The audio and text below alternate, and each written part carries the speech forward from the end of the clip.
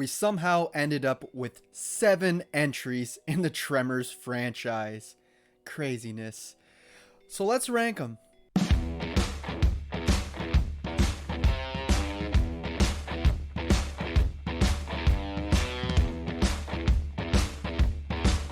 Hey guys, welcome back to the channel. Hope you're having a good one today. I'm the movie ranker, and today I'm going to be ranking all 7 Tremors movies from worst to best. Huge range of quality here. Some are fun, some not so much, but we're going to get into it. Just make sure you like the video and subscribe to the channel if you enjoy rankings like this, because I put out rankings like this all the time, and they're all genres, from horror to action to sci-fi. You don't want to miss it. But without wasting any more time, let's dive in. So for me, easily coming into last place at number 7, I gotta go with Tremors: A Cold Day in Hell. What a shitty movie. This was the only one that I really felt the runtime. I just couldn't wait for it to be over. I had zero fun with this one. I thought I would, because it's a horror movie that takes place in the Arctic. And I'm like, ooh, I love horror movies that take place, in a snowy environment. We don't even get that. We're just teased with it. There are moments where characters are in the snow, but it's not even snow. It's sand. You can totally tell. They just put like a blue tint on the sand to try to make it look like snow. But sand doesn't move the same as snow when you walk through it, and that. Trust me, I live in Canada. And I noticed this right away. It felt incredibly cheap. I literally took out my phone and was like, was there actually snow in this movie? And no, it told me exactly what I already knew. It said this was filmed, I think, in South Africa, in the friggin' in the sand dunes or whatnot. I'm like, so dumb, so cheap. And it really took me out of the film almost immediately. And yeah, I just don't like this movie. We get Bert and Travis, but everybody else is so forgettable. All these new characters. A few girls in here got pretty faces, but that's about it. No one really adds anything, or no character in here I actually remember by name. And I don't like the creatures in here either. They're, again, most of these movies use so much CGI, and this one's no different. So that always kind of takes me out of the creature moments. But yeah, I don't like the look of the creatures in here either. They got like a bluish tint to them. Yeah, just not a fan. And Bert ends up infected with this random virus that he got, or a parasite from a graboid in the past, which makes no sense. Apparently it was from the third movie, which was like 15 years before this, where he went inside a graboid, and apparently that gave him an infection or whatever. And I'm like, that's just so dumb, especially this late into the series. And it just made zero sense. And it immobilized Bert for a lot of the movies. It's in a hospital bed, or he keeps having these attacks where he has to go on the ground. And when he's your tough action guy, the gunner guy, you don't want him to be useless. It's not useless the entire movie, but a big chunk of it. And yeah, I just do not like this movie one bit. It's easily my least favorite in the franchise. Up next at number 6, I'm going with Tremors 3: Back to Perfection. Now, this one does a few things that I enjoy. We go back to the town of Perfection, just like in the first movie. We get a lot of returning supporting cast from that first movie, and it's cool to see them like aged a little bit in here. I think the cast and the characters are all fun. It's just that this movie is just based off a big joke, and that joke is the ass blasters. I do like that they continue the evolution of these creatures and how they morph and change, but this was not the right decision. It's played out as a joke that basically runs out throughout the entire movie, and it's not funny. These new creatures, they go from shriekers to ass blasters, and that is like this giant bird version that literally farts to propel them in the air to fly. It's just so dumb. It's not scary at all. I mean, these movies aren't really scary in general, but this one really removes 99% of the horror elements that were in this franchise, and it's just completely dumb to me. And the creature design too looks terrible, along with all the CGI. This is probably the worst digital graphics that we get in the entire series. It looks god awful. Not just the ass blasters, the graboids, everything. They're go practical, you know, if you can go practical, because when you go digital it just looks god awful. And I think this movie came out around 2001, so just imagine what the digital effects looked like back then. And plus they didn't have the budget or the time to do the digital effects properly, from what I read behind the scenes. So all of this led to this film kind of being a disaster. Bert definitely is the standout in this film. He basically has to carry the whole movie on his back.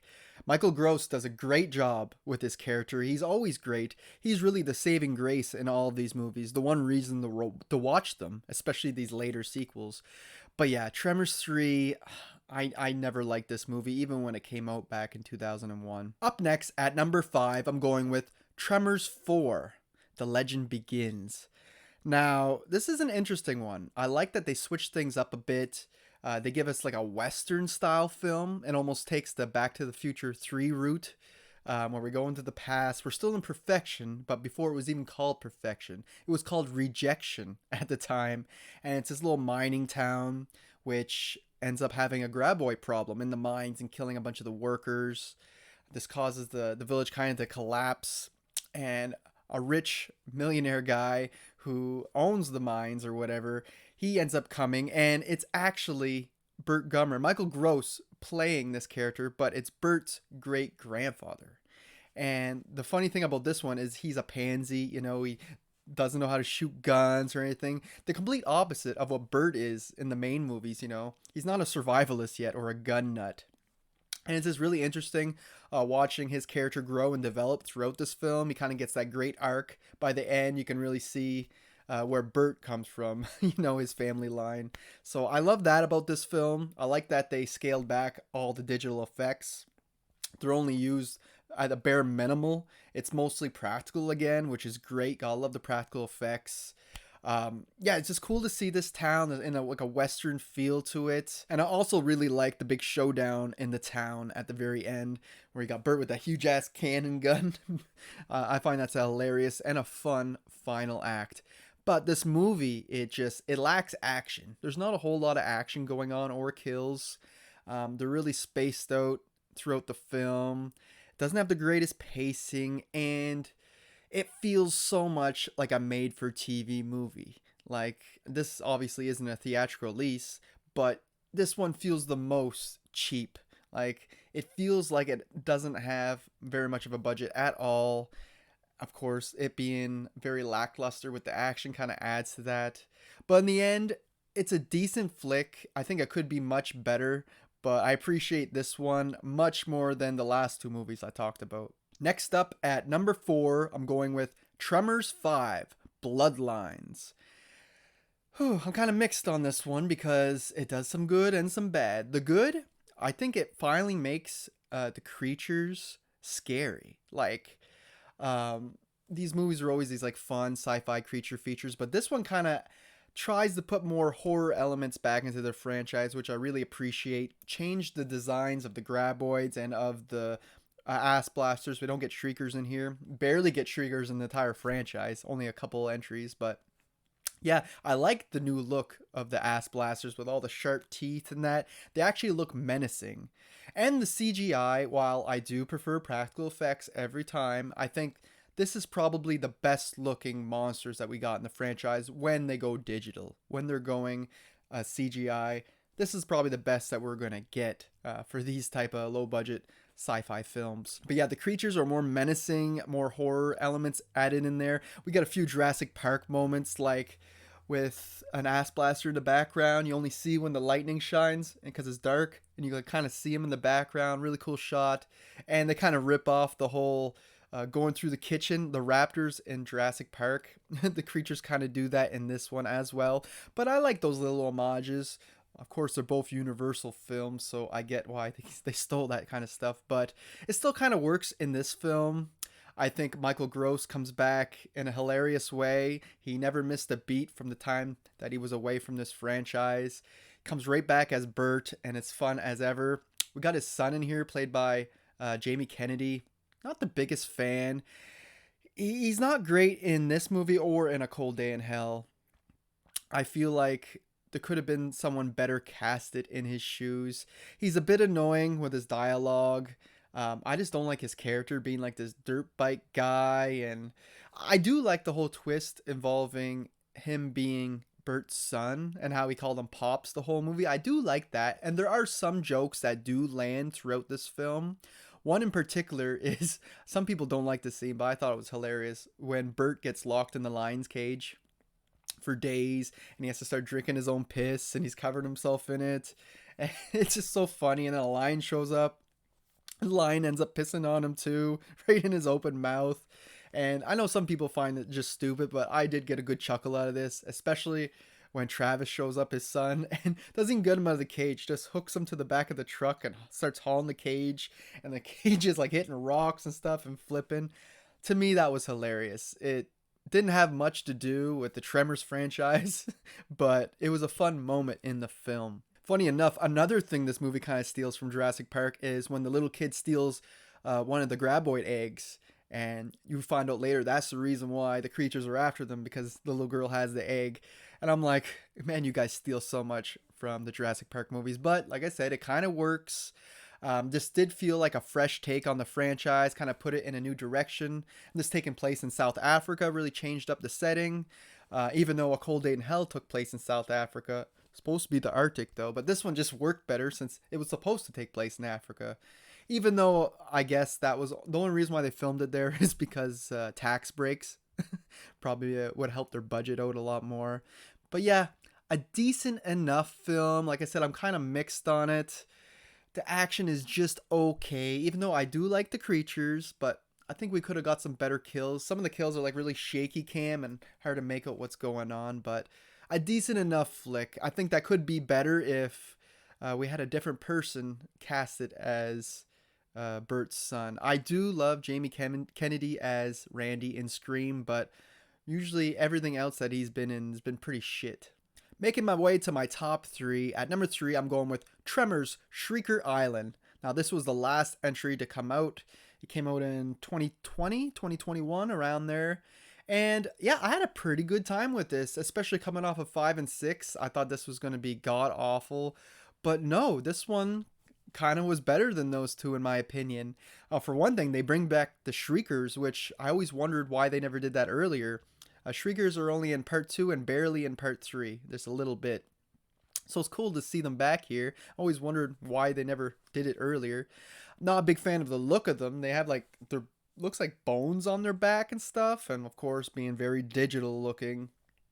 That could have been fixed, but I do appreciate them bringing back the Shriekers, and again, kind of Jurassic Park style kills in that in here with grass moving and then the creature just kind of flying out and taking someone out.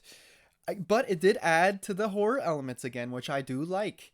And when they go to Shrieker Island, there's literally two islands in this movie. One where the locals are staying and where they're working, and this other island where the monsters are. And every time they go to Shrieker Island, it's funny because the color palette and everything in the movie changes. Everything gets very dark, kind of dull looking. I don't know if it's kind of to add to the horror element of that island, but it's kind of an odd choice. I really like the cast in this one. Jamie Kennedy gets replaced by Napoleon Dynamite, John Heder, whatever his name is. He's kind of still doing the same type of character, but he is a little bit less annoying in my opinion. And I find it funny when he's like, friggin'. He almost reminds me of Napoleon Dynamite, some of the dialogue they give him in here. But yeah, he's kind of fun, paired up with Bert. And Bert, they give him the full castaway treatment. They have to like, go find him on an island. And he has his huge ass beard and he's surviving on his own. I thought that was kind of hilarious. And they have to bring him back. And he meets up, has to work with his ex-wife, or not ex-wife, ex-lover, who happens to be the father of Travis. The mother of Travis, sorry. Travis isn't in this movie, but we do get his mom for the first time. So that's pretty cool. Still kind of tying into this whole storyline and continuing the lore and mythology of these characters, which I love. But the biggest standout for me is Richard Brake as one of our villains. He's a hunter in here, and he's great in every movie. He always plays that perfect villain. He has this, I hate to say it, but he comes off as a scumbag, but it works really well with these types of roles. I'm sure he's a really nice guy in real life, but man, does he come off as a friggin' just someone you don't want to be around in these movies. But he plays it so well as this hunter who, he genetically altered these creatures to make them even stronger than before, so they were hard enough to kill as it is before. And yeah, I just love him. I love his whole crew. That girl with the bow and arrow and everything, she's pretty cool as well. And all the Jurassic Park moments, like I said, where people getting picked off. And it's unfortunate we don't get any real good kills visually. Most of them are off screen, but the way they're done in a more serious way. It's not for a laugh, which I appreciate it. There's this really one thing I really don't understand about this film, and that is near the final act, there's a point where Graboid's after them, and Bert's just like, he wants me. He's only going to go after me. You guys go. You guys go run and that. He's not going to go after you. And I'm like, but why? Nothing about that was ever established, and he just kind of makes that up and it works. Like the graboid only goes after him, and I'm like, what? That I didn't like, but I do like the way they defeat him. It's kind of a callback to the original film, him going off the cliff, and it takes out Bert in the process, which, you know, 7 movies in, he kind of deserves to have his character put to rest at this point before they just completely ruin his character in a different way. At least this way he got a proper send-off by defeating a graboid and saving the day, you know.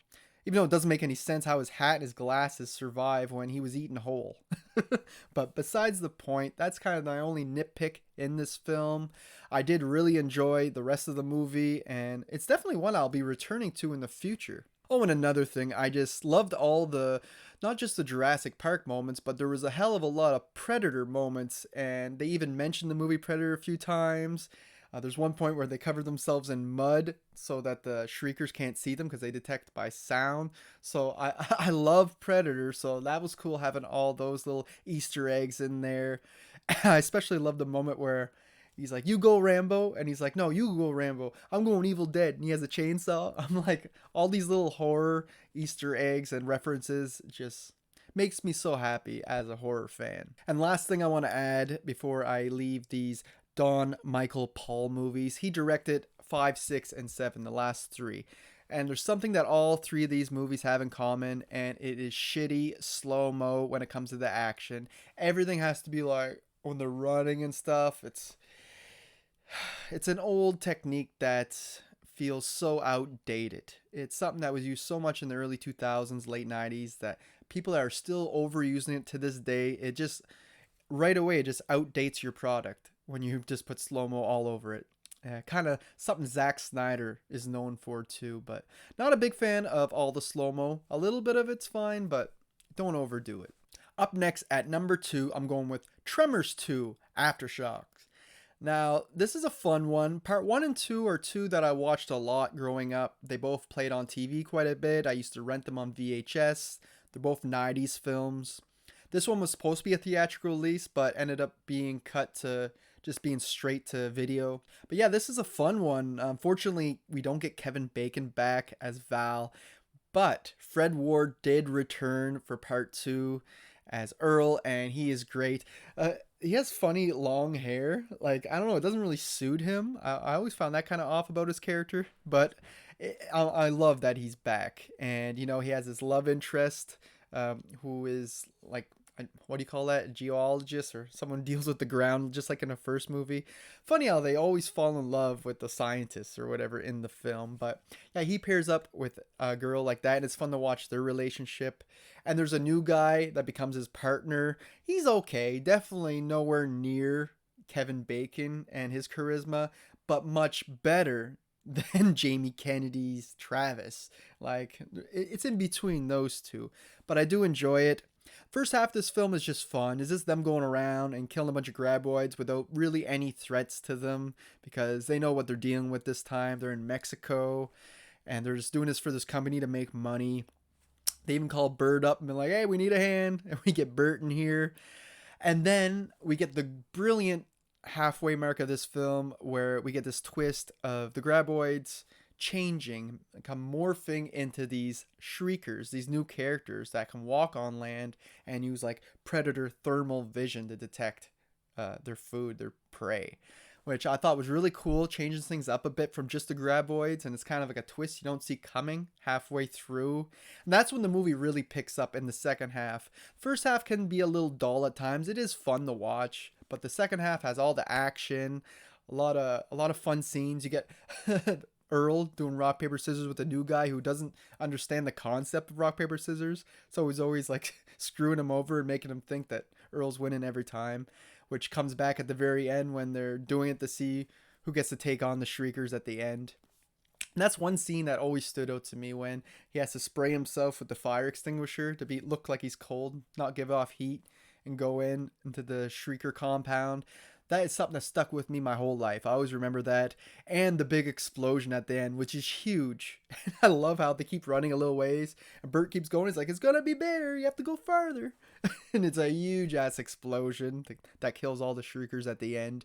And it's a great practical explosion at the end, too. I think it was done in miniatures, but it just looks so great and so convincing. So yeah, I really enjoy part 2. The Shriekers, they look great when they're practical, even though they look kind of goofy too, I suppose. Just the design looks kind of goofy, but I do like when they're practically done. Digitally, not real great, but still better than part 3, than the ass blasters. And yeah, I love all the characters. This is a fun ride. It kind of repeats a lot of the same beats as part 1, but changes it up in the second half with the Shriekers, which I really enjoyed. And this is one that I return to quite often. But for me, coming in the first place is easily the original Tremors movie from 1990. It's a film I've watched so many times. Of course, I have a lot of nostalgia for part 1 and 2. That probably gives these movies a little bit more of an edge. But I believe if I never watched these movies in my life, this one would still be my favorite. They don't use any digital effects. It's all practical. We just get the graboids in here, but I love how the mystery kind of builds on what the graboids really are. Like at first you think it's these snake things, but that's really its tongue. And just learning all the rules, like how it goes by sound. And this everything about the graboids is so great. It's a great homage to like 50s sci-fi creature features, brought in the modern times with modern characters and humor. And it just absolutely works. Fred Ward and Kevin Bacon make an amazing duo. One of my favorite pairs in all of cinema. They are so great together.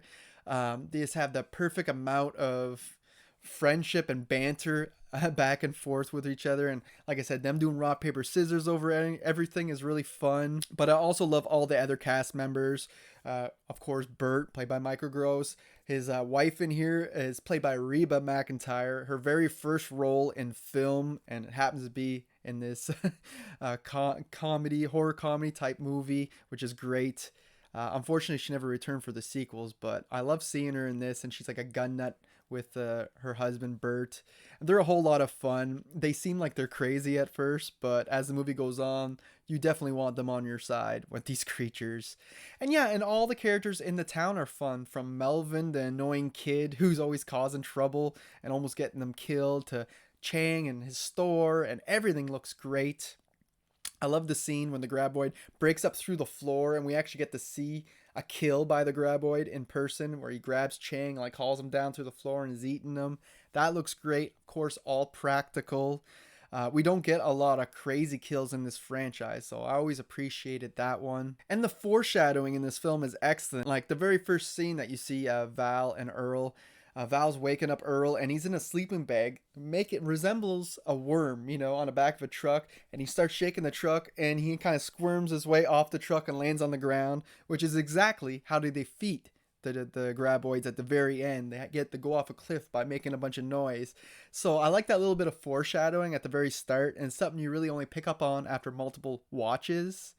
I also like that the two are trying to get the Bixby, the next town, all for the first half of this movie. They're like, we got to get the Bixby, and things keep screwing up for them. Like the road gets closed, and then these creatures show up, and there's just no way they're able to leave.